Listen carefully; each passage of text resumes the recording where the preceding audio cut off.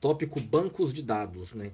Bancos de dados é um conjunto organizado de arquivos, informações e dados sobre algum tipo de tema.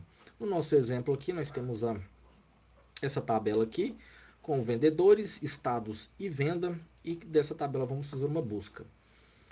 As informações aqui em dados do buscador são as informações em que eu vou inserir, serão meus critérios, tá ok?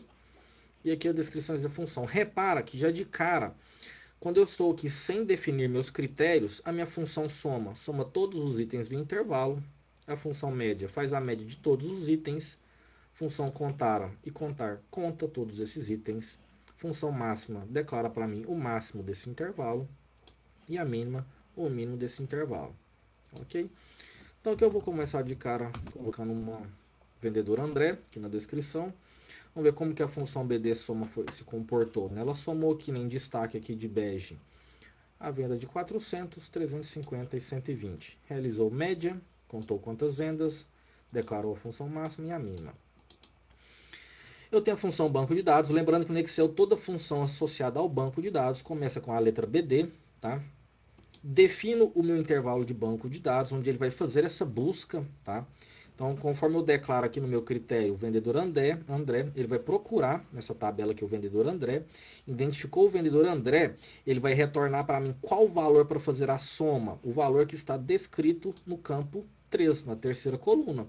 Então, identificou o vendedor André, ele busca a terceira coluna desse intervalo, retorna para mim 400 ao banco de dados, tá?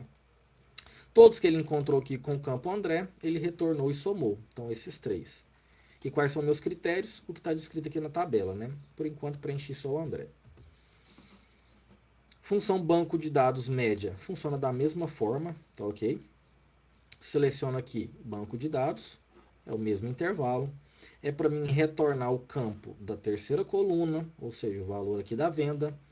E qual é o critério de seleção? O descrito aqui no dados do buscador. Então, fez para mim a função média. Função contara, mesma forma. Declaro aqui meu banco de dados, o campo que é para ele retornar a soma e os critérios. Qual a diferença da função contara para contar? A contara, ela vai contar tanto valores numéricos como valores com caracteres. Já a função contar vai contar só valores numéricos. Então, se eu fizer o seguinte teste aqui, colocar aqui um valor qualquer, perceba que agora minha função contar ela ainda identifica 3 células associadas ao vendedor André, aqui na terceira coluna, mas a função contar não identifica o blá.